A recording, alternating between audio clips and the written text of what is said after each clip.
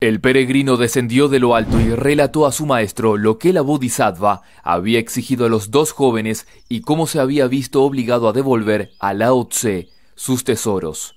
Tripitaka se sintió tan emocionado que al punto decidió redoblar sus esfuerzos por llegar hasta el oeste sin escatimar sacrificios ni esfuerzos. Esperanzado montó en el caballo mientras Bachie cargaba con el equipaje. El bonzo ya tomaba de las riendas el caballo y el peregrino abría la marcha montaña abajo con su indestructible barra de hierro. Nos falta espacio para relatar cómo descansaban junto a los cursos de agua y comían a campo abierto, cómo la escarcha los cubría por las noches y el rocío empapaba sus ropas al amanecer. Recorrieron un largo camino y de nuevo se encontraron con que una altísima montaña les cerraba el paso. ¿Os habéis fijado en lo alta y rugosa que es esa montaña?, preguntó Tripitaka a sus discípulos, levantando la voz.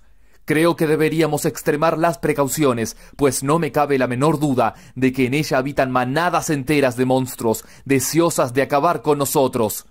Dejad de pensar en esas cosas, le sugirió el peregrino. No os rindáis al pánico y evitad a toda costa que vuestra mente divague por los tortuosos caminos del temor. Tened la seguridad de que no os sucederá nada. ¿Por qué resulta tan penoso llegar hasta el paraíso occidental?, suspiró Tripitaka. Desde que abandoné la ciudad de Chang'an, el verano ha seguido a la primavera y el invierno al otoño, yo que sé la de veces, han debido de transcurrir por lo menos 4 o 5 años. ¿Cómo es que todavía no hemos alcanzado nuestro destino? Aún es demasiado pronto para eso, contestó el peregrino, soltando la carcajada. Puede decirse que todavía no hemos cruzado la puerta principal de la mansión de la que hemos partido. Deja de decir tonterías, por favor, le reconvino Bachie. En el mundo no existen palacios tan grandes. Quieras o no admitirlo, replicó el peregrino, hasta ahora no hemos hecho otra cosa que vagar de un salón a otro. No sigas hablando así, o de lo contrario vas a lograr meternos a todos el miedo en el cuerpo, le suplicó el bonzo ya, sonriendo nerviosamente. Es un hecho que no existen mansiones tan extensas como de las que tú hablas. Además, caso de existir, carecerían totalmente de techumbre, porque ¿dónde iban a encontrarse vigas tan enormes? En lo que a mí respecta, respondió el peregrino, el cielo es mi techo, el sol y la luna mis ventanas, y las 5 montañas sagradas, las columnas que sostienen todo el edificio. Mirándolo bien, el cielo y la tierra no son más que un amplísimo salón. Si es verdad lo que tú dices, suspiró Bachie apesadumbrado, lo mejor que podemos hacer es darnos la vuelta y regresar al lugar del que procedemos. Es mejor que no sigamos hablando de eso, sugirió el peregrino. Si tenéis miedo, lo único que podéis hacer es cerrar los ojos y seguirme. Decidido, el gran sabio se pasó la barra por los hombros y se lanzó en línea recta montaña arriba, seguido del monje Tang. Más tranquilo, el maestro miró a su alrededor y contempló un paisaje realmente extraordinario. Las rugosas cumbres acariciaban el titilar de las estrellas y las copas de los árboles parecían unir, como si fueran nubes, la tierra con el cielo. Una neblina azulada cubría hasta donde alcanzaba la vista. De los valles lejanos llegaba el griterío de los monos, que no lograban apagar los cantos de las grullas que fluían como un río de sombras verdosas de debajo de los pinos. En los arroyos se agazapaban espíritus que se mofaban con sus gritos de los leñadores. Otro tanto hacían con los cazadores las almas de los zorros desde lo más escarpado de los riscos. Aquella era, en verdad, una montaña fuera de lo común. Sus laderas no podían ser más empinadas, ni más profundos sus precipicios.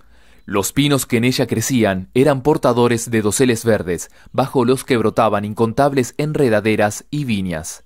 Donde menos se esperaba, surgía un curso de agua, cuya humedad penetraba como un cuchillo acerado en los huesos de los caminantes. La rocosidad era tan majestuosa que sumía a quien la contemplara en un estado de temeroso sobrecogimiento. De vez en cuando se oía el rugido de bestias salvajes, mezclado con el sosegador canto de las aves. Manadas de ciervos cruzaban los claros, saltando como locos en busca de algo que llevarse a la boca. La presencia humana había desaparecido de aquellos parajes. En los cañones se escondían los monstruos y los lobos corrían en manadas por los desfiladeros. En semejante mundo de aves y bestias, ni el mismo Buda sería capaz de concentrarse y meditar. Sobrecogido ante tal espectáculo, el maestro se puso a temblar, pero no dijo nada, mientras se adentraba en aquel mundo de sombras y malos augurios. A medida que avanzaban, sin embargo, la melancolía se iba apoderando de él. Al final no pudo aguantarlo más, y, tirando de las riendas, exclamó: «¡Qué duro es este peregrinaje, Wukong! Nadie me forzó a emprenderlo. Yo mismo me lancé a él voluntariamente, abandonando de buen grado familia y patria. He cruzado llanuras y valles cubiertos de juncos, haciendo reventar de cansancio a mi caballo. Por poseer el espíritu de Buda y hacerme con las escrituras, no he renunciado a vadear ríos inmensos, ni a trasponer elevadísimas cumbres. ¿Cuándo podré dar por terminado este viaje y regresar al punto del que partí? Ansío tanto inclinarme ante mi augusto hermano y presentarle mis respetos». «No seáis tan impaciente, maestro», exclamó el gran sabio, soltando la carcajada. «Tranquilizaos y seguid caminando. Os aseguro que, cuando hayáis hecho los suficientes méritos, el triunfo acudirá a vos de una forma totalmente natural. Para cada cosa existe su tiempo, maestro. No lo olvidéis». Mientras disfrutaban de la belleza del paisaje, el sol se fue ocultando tras la línea del poniente. No se veía ningún caminante, pero resultaba apaciguador contemplar el tímido titilar de las estrellas. A aquella hora regresaban al punto del que partieron todos los barcos que surcaban los 8 ríos y cerraban sus puertas los 7000 poblados que existían sobre la tierra. Los señores de las 6 mansiones y los 5 departamentos se habían retirado ya a descansar, y los pescadores de los 4 mares y los 3 ríos habían recogido sus redes. Las 2 torres altas emitían una continua sinfonía de tambores y gongs, mientras el círculo brillante de la luna llenaba con su luz el universo entero. El maestro no dejaba de atisbar el paisaje. Fue así como descubrió, en un recodo de la montaña, un conjunto de edificaciones de varios pisos. Esperanzado, se volvió hacia sus discípulos y les dijo: «Nuestra suerte es mejor de lo que pensábamos. Se está haciendo de noche y ante nosotros se alza un inesperado refugio. O mucho me equivoco, o esos edificios de ahí delante son un templo taoísta o un monasterio budista. Creo que deberíamos descansar y proseguir mañana el viaje. Espero que no se nieguen a darnos alojamiento». «Vuestro plan es magnífico», comentó el peregrino. «De todas formas, no conviene precipitarse. Es mejor que nos cercioremos antes de que se trate de un lugar seguro». No había acabado de decirlo cuando el gran sabio se elevó por los aires. Tras un detenido reconocimiento, llegó a la conclusión de que en verdad se trataba de un monasterio budista. Poseía un muro curvo de ladrillo pintado de rojo, sus puertas aparecían claveteadas en oro y se apreciaba que parte de sus dependencias habían sido excavadas en la roca. La torre de los 10.000 Budas se elevaba frente al salón de Tathagata, mientras que la del sol naciente se erguía junto a la puerta del gran héroe. Las nubes descansaban sobre la torre de la pagoda, sirviendo de oportuno fondo a los rayos de luz beatífica que emitían los 3 Budas sagrados. Frente a las dependencias de los monjes se erguía el estrado de Manjushri, alzándose un poco más allá el salón de Maitreya, que parecía estar unido con el de la Gran Misericordia. Una luz azulada se cernía sobre el pabellón de la contemplación, mientras que sobre la torre del vacío se veían enjambres de nubes color púrpura. Los aposentos del abad y de los restantes monjes se adivinaban limpios y bien cuidados. Por fuerza, los oficios que se celebraban en aquel monasterio debían de ser solemnes y carentes de artificio, lo mismo que el continuo meditar de sus moradores. Los monjes se adentraban en el conocimiento del Zen, en las salas de estudio, y profundizaban en el dominio de instrumentos musicales, en las de arte. Ante el estrado de la extraordinaria profundidad caían sin cesar pétalos de udumbara, y bajo la plataforma para la explicación de la ley crecían exuberantes las hojas de parra. Jamás bosque alguno había protegido tierra tan sagrada como esta de las 3 joyas. La montaña en la que se hallaba enclavado el monasterio constituía una extraordinaria protección contra todo intento de hollar un reino sánscrito tan puro como éste. De sus paredes colgaban incontables hachones, cuyo humo parecía competir en fragancia con las nubes de incienso de los pebeteros. El gran sabio bajó a toda prisa de la nube en la que había estado sentado e informó a su maestro de cuanto había visto, diciendo: «No estabais equivocado, se trata en verdad de un monasterio budista. Creo por tanto que no corremos ningún peligro solicitando alojamiento». El maestro espolió el caballo y se dirigió a toda prisa hacia la puerta principal. «¿Sabéis qué monasterio es este?», preguntó el peregrino. «¿Cómo se te ocurre preguntar eso?», replicó Tripitaka. «¿No ves que todavía tengo los pies en los estribos y el caballo aún no se ha parado? No comprendo cómo puede ser tan poco considerado». «Puesto que toda vuestra vida habéis sido un monje», se defendió el peregrino, «doy por sentado que habréis estudiado los clásicos confucianos antes de pasar al aprendizaje de los dharmas y sutras. Además, solo quien conoce a fondo la literatura y la filosofía es capaz de recibir favores tan altos como los que os ha otorgado el emperador de los Tang. ¿Cómo es que entonces no sabéis leer los caracteres que aparecen escritos en el dintel de la puerta de este monasterio?» «Qué poco respetuoso eres», le increpó el maestro. «De 3 palabras que dices, 2 son tonterías. ¿No te has dado cuenta de que el sol me daba en los ojos y me impedía ver con claridad? Además, esas letras de las que hablas estaban totalmente cubiertas de polvo y no he podido descifrarlas con la suficiente precisión. ¿Comprendes ahora por qué no he podido leer el nombre de este lugar?» Al oír eso, el peregrino se estiró cuanto pudo y al instante adquirió una altura que superaba con mucho los 20 pies. Limpió con cuidado las letras y dijo: «Me figuro, maestro, que ahora no tendréis la menor dificultad en descifrarlas. ¿Os importaría echar un vistazo?». Se trataba de 7 caracteres llamativamente grandes que decían: «Monasterio de la Gruta Sagrada, construido por orden imperial». Tras recuperar su tamaño habitual, el peregrino volvió a preguntar al maestro: «¿Quién queréis que entre a pedir alojamiento?». «Yo mismo lo haré», contestó Tripitaka. «Me temo que vuestra apariencia es un tanto repulsiva, vuestro modo de hablar muy poco respetuoso y vuestros ademanes demasiado engreídos. Es de suponer que si los monjes se sienten de alguna manera ofendidos, se negarán a brindarnos la protección de su techo y nuestros esfuerzos habrán resultado inútiles». «En ese caso, entrad cuanto antes», sugirió el peregrino. «No hay necesidad de malgastar más palabras». El maestro se arregló las ropas lo mejor que pudo y atravesó la puerta principal con las manos respetuosamente dobladas. Tras unas verjas pintadas de rojo, se topó con 2 guardianes Vajra, cuya apariencia no podía ser más terrorífica. Uno poseía un rostro de aspecto metálico y unas barbas tan aceradas que daban la impresión de ser auténticas y no simplemente labradas. Lo mismo les ocurría a los ojos y a las cejas del otro, llamativamente pobladas estas y extrañamente redondeados aquellos. El de la izquierda tenía unos puños tan membrudos que parecían estar hechos de mineral de hierro, mientras que las palmas del de la derecha eran tan rugosas que recordaban el bronce a medio fundir. Sus armaduras, de oro pulido, brillaban con luminosidad propia de astros, y sus fajas de seda jugueteaban libremente en las alas del viento. Ante ellos había generosas ofrendas, cuyo aroma se entremezclaba con el del incienso que ardía sobre trípodes de piedra.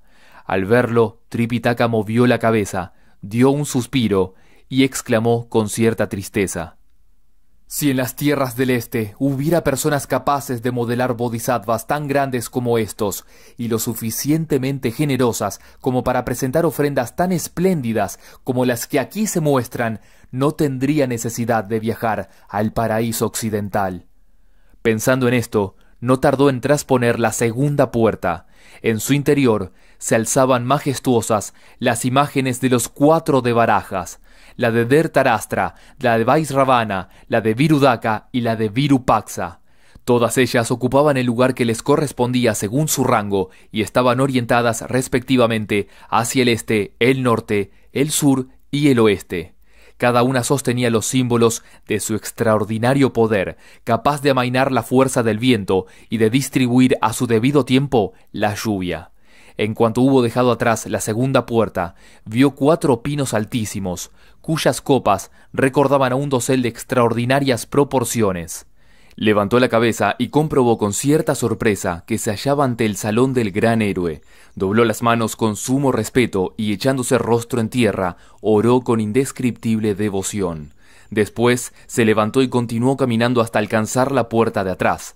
Allí se encontró con una imagen yacente de Kuan Yin, la protectora de todos los seres de los mares del sur. Las paredes estaban cubiertas de bajorrelieves de peces, gambas, tortugas y cangrejos realizados con inimitable maestría. Todos tenían las cabezas y las colas fuera del agua y saltaban felices de ola en ola. El maestro sacudió de nuevo la cabeza y volvió a suspirar diciendo: «¡Qué pena más grande! ¿Cómo es que los hombres se niegan a someterse al dictamen de la fe, cuando hasta las criaturas del mar no dudan en reconocer la supremacía de Buda?» Mientras pensaba en eso, apareció por la tercera puerta un criado del monasterio. Al ver los atractivos rasgos del rostro de Tripitaka, se dirigió a toda prisa hacia él y le preguntó tras saludarle respetuosamente: «¿Podéis decirme de dónde venís?» «De las tierras del este», contestó Tripitaka, «y me dirijo al paraíso occidental en busca de las escrituras sagradas por deseo expreso del gran emperador de los Tang. Al pasar por estos parajes comenzó a hacerse de noche y decidí llegarme hasta este lugar de recogimiento a suplicar que me sea concedido pasar aquí la noche». «No toméis a mal mis palabras», suplicó el sirviente, «pero yo no puedo asumir la responsabilidad de lo que solicitáis. En realidad, no soy más que un vulgar criado encargado de barrer los suelos y de tañer la campana. El guardián del monasterio es un anciano que se encuentra ahí dentro. Si me lo permitís, voy a ir inmediatamente a verle, y si accede a vuestra petición, saldré inmediatamente a comunicároslo. En caso contrario, me temo que tendréis que buscar otro lugar para pasar la noche». «Lo entiendo perfectamente», respondió Tripitaka, «y os pido disculpas por causaros tantas molestias». El sirviente se retiró a toda prisa a los aposentos del abad y le informó de la llegada del maestro diciendo: «Ahí fuera hay un hombre que desea veros». El monje se levantó al punto y se cambió a toda prisa de ropas, vistiendo una espléndida túnica y ordenando que le trajeron el sombrero Vairocana. De esta guisa caminó solemne hacia la puerta con el ánimo de dar la bienvenida a personaje tan distinguido. Pero al llegar a ella se detuvo boquiabierto y preguntó despectivo al sirviente: «¿Es ese el hombre que decías, el que está justamente detrás del salón principal?» Tripitaka no podía ofrecer un aspecto más lamentable. Su cabeza estaba totalmente rapada, su túnica de Bodhidharma se había convertido en auténticos harapos y sus sandalias aparecían mojadas y cubiertas de barro. Al verle apoyado contra la puerta, el monje se puso furioso y vituperó al sirviente diciendo: «Mereces que te mande a azotar. Todavía no sabes que un monje de mi categoría solo sale a dar la bienvenida a ricos caballeros de la ciudad que se llegan hasta aquí a ofrecer incienso. Por monjes tan andrajosos como ese, yo no muevo jamás un solo dedo. ¿Cómo se te ha ocurrido hacerme creer que se trataba de una persona importante? Basta mirar su cara para darse cuenta de que ese no es un hombre respetable, sino uno de esos despreciables mendicantes que, en cuanto ven que se está haciendo de noche, se llegan a la primera casa que encuentran y piden sin más alojamiento. No estoy dispuesto a dejarle trasponer esta puerta, así que si quiere dormir, que se acomode lo mejor que pueda en uno de esos pasillos. ¿Para qué molestarme en dirigirle siquiera la palabra?». Y dándose la vuelta, se retiró inmediatamente a sus aposentos. Pese a la distancia, el maestro no pudo evitar escuchar esas palabras, y pronto las lágrimas se agolparon en sus ojos, al tiempo que se decía profundamente apenado: «¡Qué lástima! Con razón reza el dicho que un hombre alejado de su hogar no vale gran cosa. Desde mi más temprana edad renuncié a la familia para hacerme monje. Puedo afirmar que mis pocos años no me indujeron a atiborrarme de carne, mientras aparentaba llevar una vida de ascesis y sacrificios. Jamás he recitado con odio las escrituras, ni he arrojado piedras contra la imagen de Buda o arrancado el oro del rostro de un arhat. Qué pena me produce, pese a todo, ser tratado así. Desconozco en qué reencarnación ofendí de tal manera al cielo y a la tierra, que ahora solo me topo con personas sin sentimientos ni entrañas. Si no quieres ofrecerme alojamiento, estás en tu derecho de hacerlo, pero ¿por qué tienes que decir cosas tan desagradables como esa de que solo soy digno de dormir en los pasillos? Es mejor que no se lo diga al peregrino, de lo contrario es capaz de reducir todo esto a ruinas con su invencible barra de hierro. En fin, de nada sirve lamentarse. Como muy bien afirma el proverbio, el hombre debe anteponer a todo la etiqueta y el decoro. Creo que lo mejor que puedo hacer es entrar ahí dentro y suplicarle una vez más que nos permita pasar la noche bajo su techo. Siguiéndole los pasos, el maestro llegó hasta la mismísima puerta de los aposentos del abad. El monje se había despojado ya de sus vestiduras y, a juzgar por lo ceñudo de su expresión, era claro que seguía tan furioso como antes. No es extraño que no hubiera comenzado a recitar sutras ni a redactar ningún tipo de oración. No debía de ser de todas formas muy aficionado a dichos menesteres. El monje Tang, de hecho, solo podía ver junto a él una mesa sobre la que descansaba una altísima pirámide de papeles. Pese a todo, Tripitaka no se atrevió a molestarle y, en vez de entrar de improviso, prefirió esperar fuera, al tiempo que decía levantando la voz: «Jamás me ha cabido tanto honor como el que ahora tengo de saludaros». El abad se sintió molesto por el hecho de que Tripitaka le hubiera seguido, pero no le quedó más remedio que tragarse su orgullo y hacer como si le devolviera el saludo, preguntando a su vez: «¿De dónde venís?» «De las tierras del este», contestó Tripitaka. «Por deseo expreso del gran emperador de los Tang, me dirijo hacia el paraíso occidental en busca de las escrituras del Buda viviente. Al pasar por estos respetables parajes, comenzó a hacerse de noche y creí conveniente venir a pediros alojamiento. Mi intención es proseguir el viaje tan pronto como haya amanecido. Os suplico, dignísimo abad, que tengáis a bien concederme tan nimio favor». «¿Así que sois Tripitaka Tang?», volvió a preguntar el abad, levantándose de su asiento. «Así es», admitió Tripitaka. «Si, como decís, os dirigís al paraíso occidental», objetó el monje, «¿cómo explicáis que os halléis tan alejados del camino que allí conduce?» «Me temo que es la primera vez que hago un trayecto semejante», se disculpó Tripitaka. «Opino que deberíais regresar cuanto antes a la carretera principal», insistió el monje. «Precisamente pasa a 4 o 5 kilómetros al oeste de aquí. No tenéis pérdida, porque allí se levanta una posada llamada de las 30 millas, en la que podréis descansar y comer lo que os plazca. Para vos es mucho más conveniente que os hospedéis allí. Eso sin contar que yo no sabría cómo tratar a una persona de vuestro calibre que, para colmo, ha recorrido un larguísimo camino hasta llegar aquí». «Los antiguos solían decir», replicó Tripitaka, con las manos respetuosamente recogidas, «que los templos taoístas o los monasterios budistas son el hogar de todo monje que a ellos acude y que por el mero hecho de serlo tiene derecho a un poco de comida. ¿Por qué os empeñáis en negarme vuestra hospitalidad?»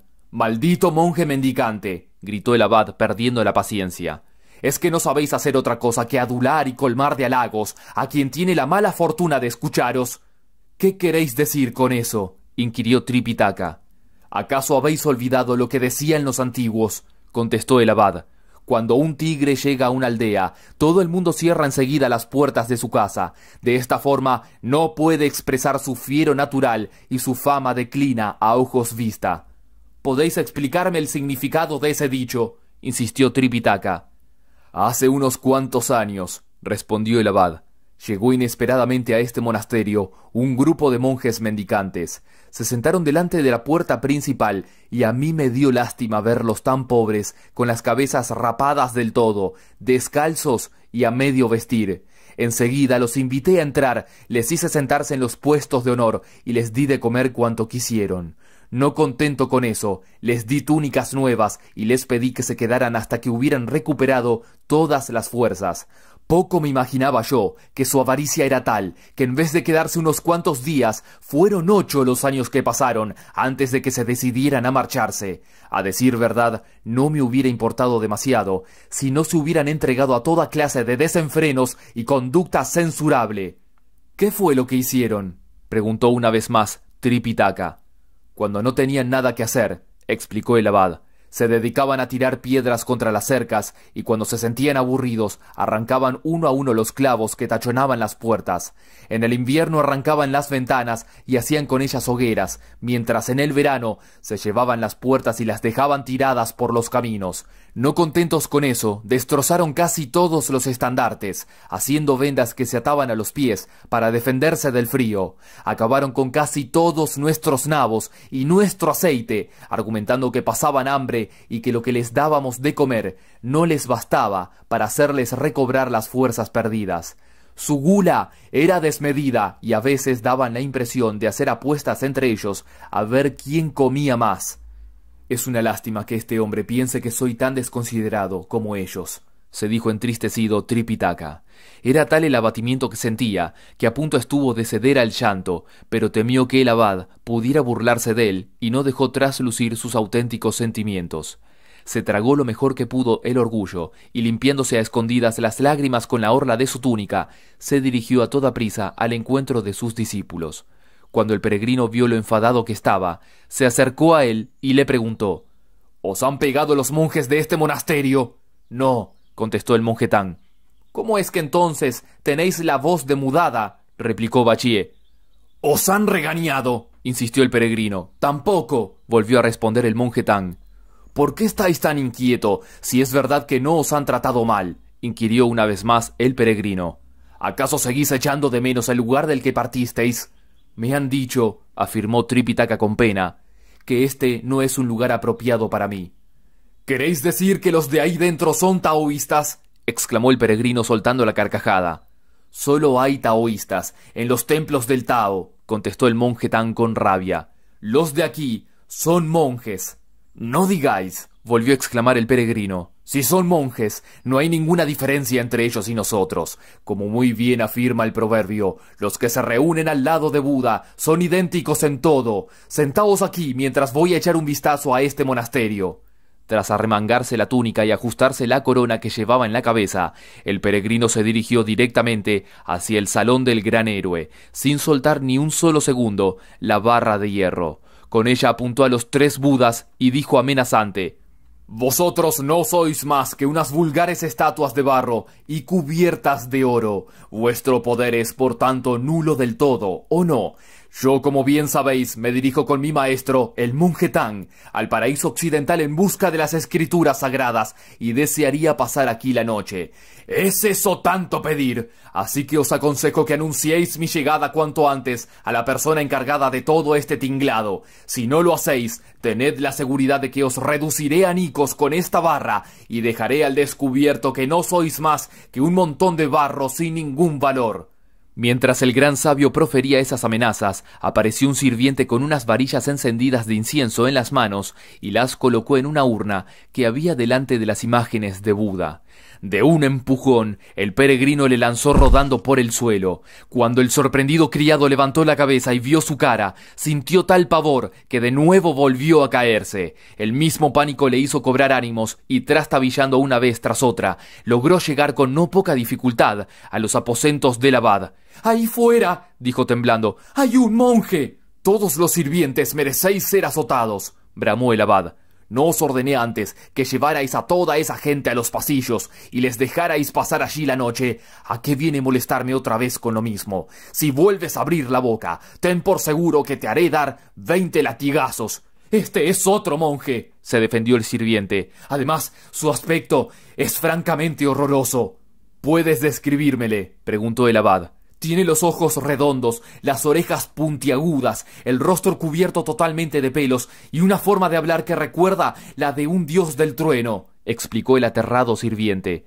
«Por si esto fuera poco, blande una pesadísima barra de hierro con la clara intención de apalear al primero que se le ponga delante. Rechina además los dientes de una forma francamente escalofriante».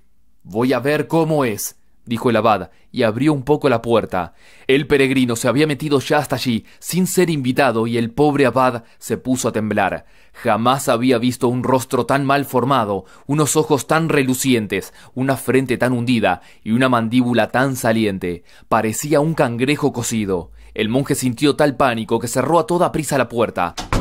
Pero en un abrir y cerrar de ojos, el peregrino la redujo a astillas y después ordenó: «Date prisa y adecenta 1000 habitaciones, que quiero echar una siesta». El abad, que todavía pugnaba por encontrar un sitio en el que esconderse, se volvió hacia el sirviente y exclamó: «No me extraña que sea tan feo. Todos los que hablan con arrogancia terminan teniendo una cara tan horrible como la suya. Ya ves, aquí, como mucho, disponemos de 300 habitaciones, y eso contando mis aposentos, los salones de Buda, las torres de los tambores y campanas, y los 2 pasillos. Sin embargo, este tipo exige nada menos que 1000 para poder echarse una siesta. ¿De dónde vamos a sacar tantas habitaciones?» «Perdonadme que os diga que todo mi valor se ha esfumado», confesó el sirviente. «Me temo que tendréis que encontrar vos una respuesta a tan grande dilema». Temblando de pies a cabeza, el abad levantó la voz y dijo: «Os ruego que me escuchéis con atención. Este monasterio es tan humilde e insignificante que no podremos serviros como merecéis. Os sugiero, por tanto, que vayáis a otro lugar más adecuado para pasar la noche». La barra del peregrino adquirió el grosor de una palangana. Con arma tan poderosa, el gran sabio golpeó 3 veces el suelo y dijo: «Eso que acabáis de decir tiene una fácil solución. Marchaos de aquí y asunto arreglado». «Pero nosotros hemos residido en este monasterio desde que éramos jóvenes», protestó el abad. «Nuestros antepasados en la fe se lo confiaron a nuestros maestros y ellos a nosotros. Es nuestro deber hacérselo llegar a las personas que un día han de ocupar el puesto que ahora disfrutamos nosotros. ¿Qué clase de hombres sois para exigirnos, sin más ni más, que abandonemos la heredad de nuestros mayores?» «Es mejor que no discutamos con él», sugirió el sirviente. «¿Por qué no nos vamos? Si no hacemos lo que dice, va a reducir todo a anicos con esa barra». «Es imposible rendirnos a sus exigencias», exclamó desesperado el abad. «Entre jóvenes y ancianos hacemos un total de 500 monjes. ¿A dónde puede ir una masa tan ingente de personas? Además, si nos marchamos de aquí, jamás encontraremos otro lugar en el que asentarnos». «Comprendo vuestra situación», dijo el peregrino al oír eso. «Pero tengo una fácil solución. Aceptaré que os quedéis si uno de vosotros se ofrece voluntario para recibir unos cuantos golpecitos de mi barra». «Sal tú y recibe ese castigo por mí», ordenó el abad al sirviente, que replicó muerto de miedo: «¿Cómo se os ocurre pedirme una cosa así? ¿No veis lo enorme que es esa barra?» «El proverbio afirma con razón que se requieren más de 1000 días para formar un ejército, pero solo basta uno para destruirlo», explicó el abad. «¿Comprendes ahora por qué es preciso que salgas tú y no yo?» «Es inhumano que me ordenéis recibir un castigo semejante», protestó con decisión el sirviente. «Esa barra es tan grande que en cuanto me roce quedaré reducido a puro picadillo». «Así es», admitió el abad. «Y si ese bruto se queda ahí con ella, cualquiera puede perder la vida al chocar distraídamente contra ella por la noche». «¿Y aún queréis que salga?», volvió a protestar el sirviente. Su negativa produjo la indignación del abad, que empezó a regañarle con inusitada crudeza, pero el sirviente se mantuvo en sus 13 y se inició entre ellos una acalorada discusión. Al oírla, el peregrino se dijo: «Está claro que ninguno va a aceptar mi proposición. De un solo golpe podría matarlos a los 2, pero eso volvería al maestro en mi contra y no conseguiría nada. Creo que lo mejor es que descargue mi fuerza sobre cualquier otra cosa para que comprendan esos tontos lo que soy capaz de hacer». Levantó ligeramente la cabeza y vio que junto a la puerta de los aposentos del abad había un león de piedra. Sin encomendarse a nadie, levantó la barra y la dejó caer sobre la estatua, que al instante quedó reducida a polvo. Al ver lo ocurrido, el monje sintió tal pánico que se metió debajo de la cama, mientras el sirviente trataba de escurrirse al interior de la cocina por un agujero que allí había, sin dejar de gritar: «Esa barra es demasiado pesada. No puedo someterme de buen grado al castigo que me ordenáis. Es excesivamente dura para mí». «Sal de ahí, anda», ordenó el peregrino al abad. «Si dices la verdad, te perdono la vida. ¿Cuántos monjes habitan en este monasterio?» «Hay un total de 85 habitaciones, por lo que somos 500 las personas que aquí residimos». «Convócalos a todos y diles que salgan con sus mejores galas a recibir a mi maestro», le ordenó el peregrino. «Si lo haces, te perdonaré la vida y no te rozaré con mi barra. Por eso soy capaz de llevarle yo mismo en hombros hasta el salón principal», exclamó aliviado el abad. «No sé a qué esperas entonces», le urgió el peregrino. El abad se volvió al sirviente y le dijo: «No me digas que no te queda ni el rastro de valor, porque aunque las piernas no te respondan y te haya dejado de latir el corazón, tienes que avisar a los demás para que salgan inmediatamente a recibir al monje Tang». Al sirviente no le quedó, pues, más remedio que arriesgar su vida. No se atrevió, sin embargo, a salir por la puerta, y hubo de hacerlo arrastrándose penosamente por un agujero que conducía directamente a la parte anterior del salón principal. Sin pérdida de tiempo, empezó a tañer la campana del oeste y a batir el tambor del este. Los monjes se levantaron a toda prisa y se lanzaron en tropel a los pasillos, visiblemente alarmados. Al llegar al salón principal, preguntaron: «¿Cómo es que estás batiendo el tambor y tañendo la campana si todavía no ha amanecido? Cambiaos inmediatamente de ropa y salid a la puerta principal a dar la bienvenida a un ilustre maestro que acaba de llegar directamente de la corte del gran emperador de los Tang». Así lo hicieron los monjes, alineándose según su dignidad. Algunos lucían espléndidas túnicas, mientras que otros vestían togas más humildes, y los que carecían de rentas se limitaron a pasarse por encima de los hombros unas piezas de tela descolorida. Al verlos, les preguntó el peregrino: «¿Se puede saber qué clase de vestido es el vuestro?» «No nos maltratéis, por favor», suplicaron ellos, temblando de miedo al percatarse de la fealdad de su rostro y de la fiereza de su mirada. «Estas telas nos fueron regaladas hace tiempo por ciertas familias piadosas que habitan en la ciudad, pero como aquí no hay sastres, hemos tenido que coserlas nosotros mismos. Como podéis apreciar, nuestra pericia con la aguja no es mucha, aunque a este estilo le llamamos protección contra el infortunio». El peregrino no pudo por menos que sonreír y ordenó a los monjes que continuaran caminando hacia la puerta. Al llegar a ella, se arrodillaron y empezaron a golpear el suelo con la frente. El abad levantó entonces la voz y dijo: «Respetable maestro Tang, hacednos el honor de ocupar los aposentos de nuestro abad y descansad en ellos cuanto deseéis». «No creáis ni una palabra de lo que dice», le aconsejó Bachie al ver lo que pasaba. «Si mal no recuerdo, os han tratado con tanto desprecio que las lágrimas inundaban vuestros ojos y parecía como si os hubieran colgado de los labios 2 recipientes pequeños de aceite. ¿Queréis decirme qué ha podido hacerles cambiar tan pronto de actitud? Con toda seguridad, todo esto obedece a alguna artimaña de Wukong. De lo contrario, no me explico que se arrodillen ante vos con tanto respeto».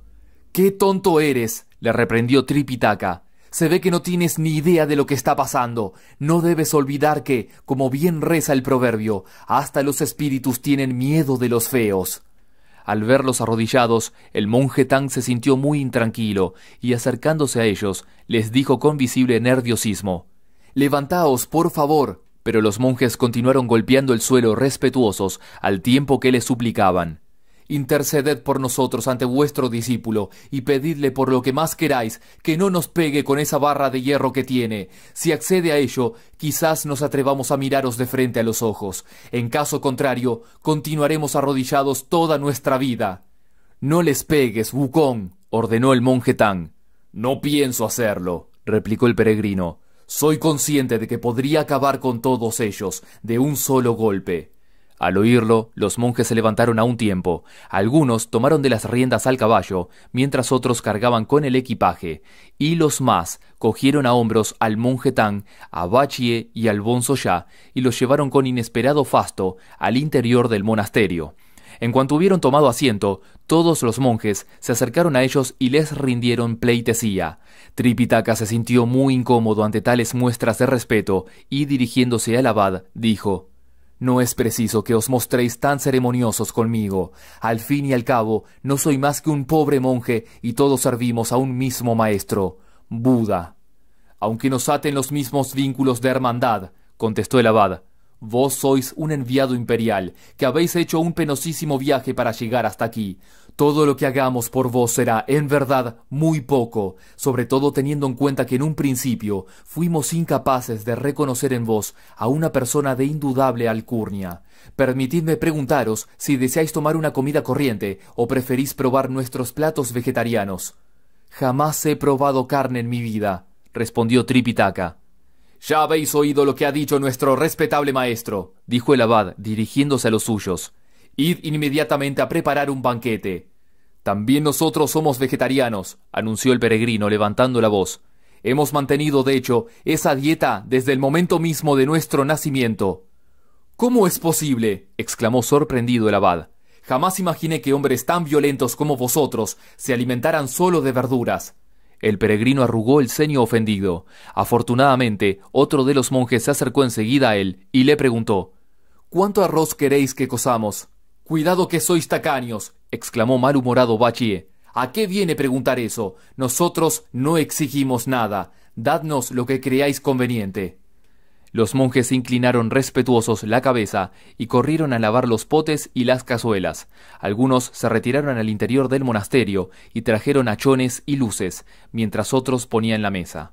En cuanto los peregrinos hubieron saciado su hambre, los monjes retiraron las sobras y Tripitaka dio las gracias al abad, diciendo: «Estamos en deuda con vos por vuestra inestimable hospitalidad».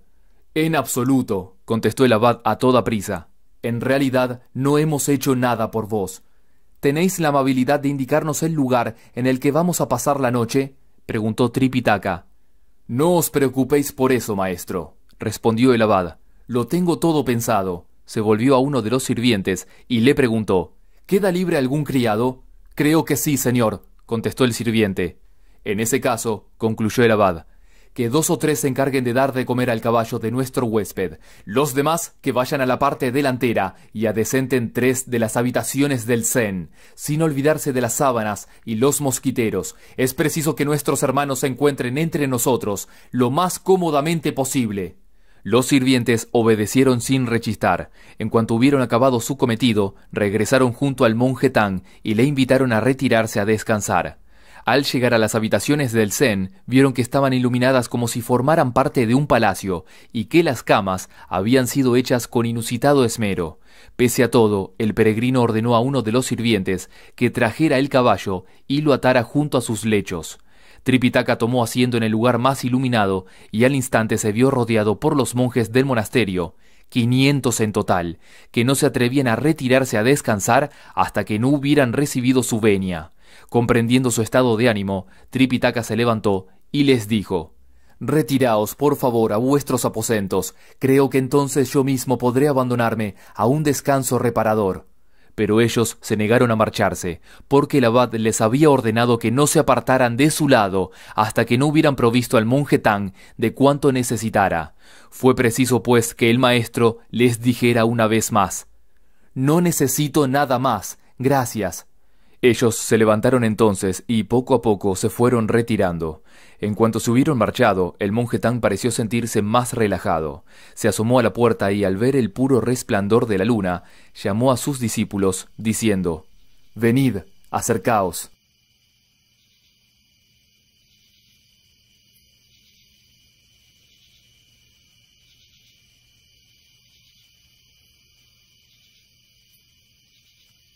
Tanto el peregrino como Bachie y el bonzo ya dejaron lo que estaban haciendo y acudieron a su lado.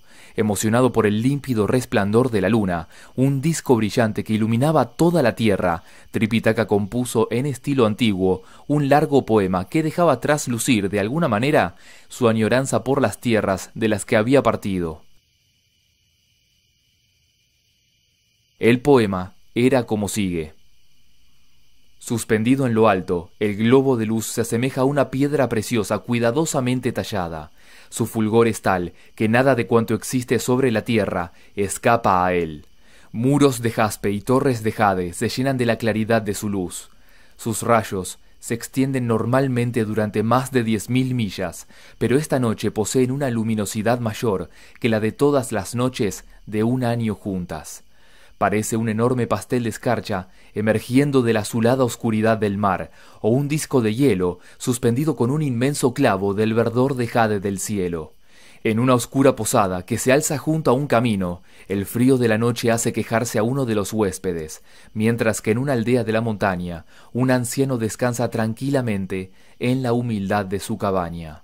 Todo lo contempla la luna con sus ojos de plata, irrumpe con dureza en la corte de los Han, sumiendo en un extraño desasosiego a los ancianos y hace que las prostitutas se maquillen con cuidado cuando su luz comienza a ascender poco a poco por los muros de las torres de Qin. Por ella escribió Yu Liang los poemas que contiene la historia de Qin, y Yuan Hung surcó en su bote innumerables ríos. Cuando se refleja en el borde de copas y tazas, su luz parece lánguida y fría, pero cuando muestra todo su poder embriagador de luz en los claros de los bosques, recuerda la insuperable potencia de los dioses. Al contemplarla, detrás de cada ventana se escucha la canción de la bola de nieve y se oye en cada hogar el tanido de instrumentos musicales con las cuerdas de hielo. Esta noche su sosegadora belleza viene a posarse sobre un monasterio. ¿Cuándo volveré a verla reclinada sobre el tejado de mi hogar? La luz de la luna os trae la añoranza de vuestra tierra, dijo el peregrino acercándose a él. Pero no debéis olvidar que ella es también el símbolo de los muchos cambios que se producen en la naturaleza. El ser es, en realidad, una pura apariencia que cambia continuamente de forma. Cuando el ciclo lunar alcanza su 30º día, se disuelve todo el metal que contiene su yang, mientras que el agua de su yin alcanza tal nivel que termina desbordándose sobre todo el orbe. De ahí que a ese día se le conozca por el nombre de oscuro, ya que la luna se ha visto despojada de toda su luz y yace en la más absoluta tiniebla. Es precisamente en ese momento cuando copula con el sol y durante 2 días queda preñada de su incomparable luz. Al tercero surge una porción de yang que se multiplica por 3 al llegar al octavo. Para entonces, la mitad de su yang habrá invadido justamente la mitad de su yin, quedando su porción inferior completamente sumida en la oscuridad. De ahí que a este ciclo del mes se le llame cuarto creciente o arco superior. Al cabo de otros 7 días, es decir, al 15º, habrán madurado otras 3 porciones más de yang, obteniéndose así una unión absoluta y perfecta. Es el momento de la luna llena, y en ese instante se dice que está mirando de frente al sol, conociéndose también ese período por este nombre.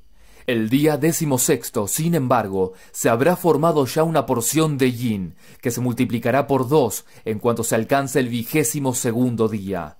En ese preciso instante, la mitad de su yin invadirá la mitad justamente de su yang, quedando su porción inferior completamente sumida en la oscuridad. De ahí que a este ciclo del mes se le llama cuarto menguante o arco inferior. Al llegar al 30º día, estarán ya dispuestas todas las porciones de su yin, y la luna habrá alcanzado una vez más un estado de oscuridad total y absoluta.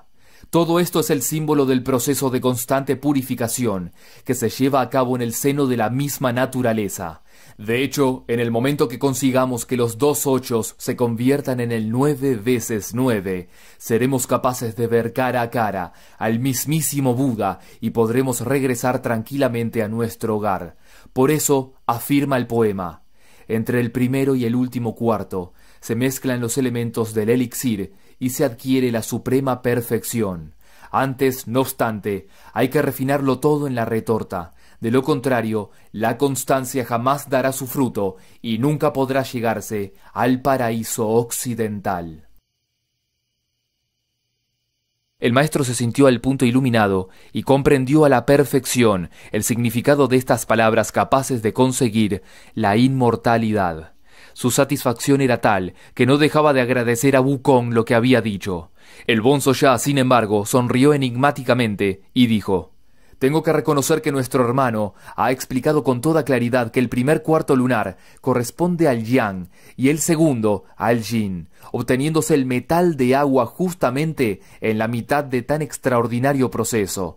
No obstante, no ha hecho mención alguna a la circunstancia de que, una vez mezclados el fuego y el agua, su atracción es prácticamente irresistible, dependiendo de la decisión de la Madre Tierra que dicha unión se lleve a efecto o no. Esto se produce sin ningún tipo de enfrentamiento, ya que el agua procede del gran río y la luna se encuentra suspendida en el cielo». De nuevo volvió a hacerse la claridad en la mente del maestro, repitiéndose el fenómeno de que, en cuanto la verdad alcanza el corazón, se adueña de todo el ser. De la misma forma, cuando alguien logra resolver el problema del no nacimiento, se convierte en un dios. Bachie se llegó entonces hasta su maestro y tirándole de la manga dijo: No prestéis atención a tanta palabrería. Lo que le pasa a la luna es que después de borrarse del cielo, vuelve a hacerse de nuevo redonda. Vamos que, mirándolo bien, es tan imperfecta como pueda serlo yo. Ya veis, a la hora de comer, todo el mundo me echa en cara que tengo un hocico demasiado protuberante y que con él no se me escapa ni un gramo de arroz. Además dicen que soy un estúpido redomado, mientras que ellos poseen la bendición de la inteligencia y la comprensión. Una cosa tengo, sin embargo, lo suficientemente clara, y es que en cuanto hayamos conseguido las escrituras, habremos dado por terminados los 3 senderos del karma, y podremos subir al cielo con un ligero movimiento de nuestras cabezas y rabos. En fin, suspiró Tripitaka, dando por terminada la discusión. Debéis de estar extenuados. Id a dormir, mientras yo medito un poco más sobre las escrituras. Me parece que estáis equivocado, se atrevió a decir el peregrino. Toda vuestra vida habéis sido un monje, de lo que deduzco que debéis de estar familiarizado con todas las escrituras que estudiasteis en vuestra juventud. Posteriormente, el emperador de los Tangos pidió que hicierais el largo viaje que conducía al paraíso occidental y obtuvierais el auténtico canon del Mahayana. ¿Queréis explicarme sobre qué porción de escritura deseáis meditar cuando aún no habéis conseguido la perfección suficiente para ver a Buda cara a cara y no os habéis hecho, por consiguiente, todavía con sus escritos? Desde el momento en que abandoné Chang'an, contestó Tripitaka, no he hecho otra cosa más que viajar. Eso me ha hecho temer a veces que pudiera olvidar lo que aprendí en mi juventud. Esta noche se presenta por fin una oportunidad única para meditar, y no quisiera desaprovecharla. En ese caso, concluyó el peregrino, lo mejor será que nos vayamos a dormir primero nosotros. No había acabado de decirlo cuando los 3 se retiraron a sus respectivos lechos. El maestro cerró entonces las puertas del salón del Zen y, tomando en su mano una luz, desenrolló un pergamino y comenzó a meditar sobre él.